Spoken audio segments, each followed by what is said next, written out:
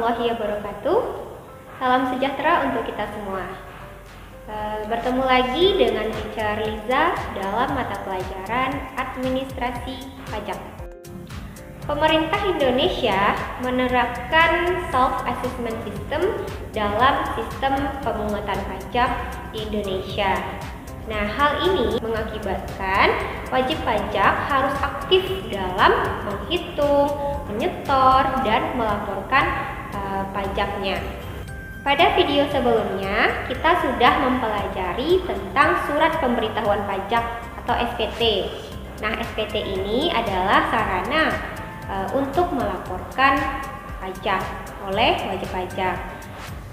Namun dalam prakteknya ada beberapa hal yang mengakibatkan wajib pajak dalam pengisian SPT tersebut ada data-data yang tidak benar. Oleh karena itu, pemerintah akan menerbitkan atau menetapkan surat ketetapan pajak.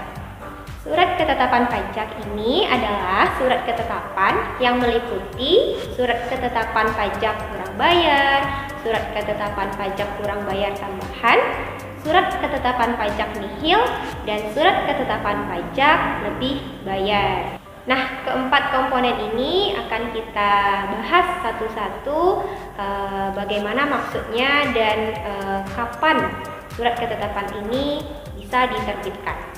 Sebelum kita membahas satu-satu tentang jenis-jenis surat ketetapan pajak tersebut, kita harus tahu dulu nih apa fungsi dari surat ketetapan atau SKP ini sendiri.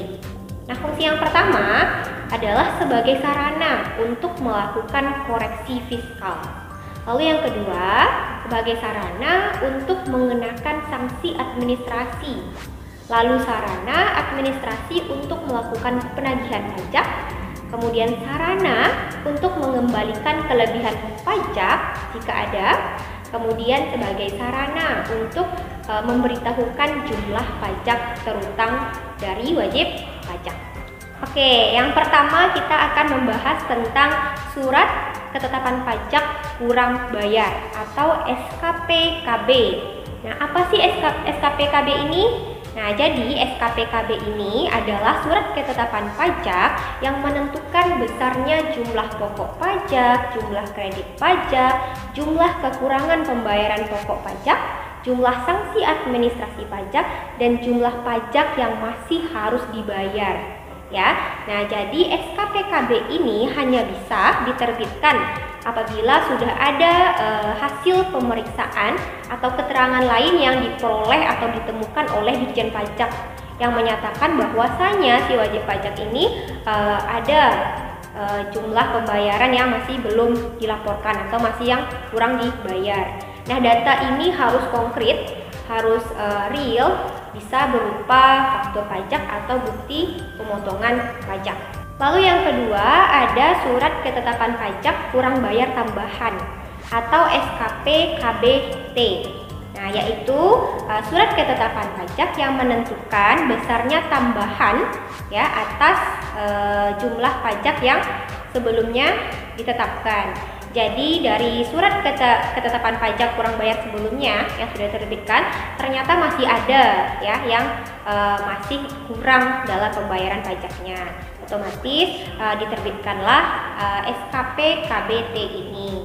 Nah, penerbitan ini harus juga berdasarkan pemeriksaan atau bukti konkret yang menyatakan bahwa ada data baru ya yang ditemukan setelah dilakukan pemeriksaan dari ketetapan sebelumnya.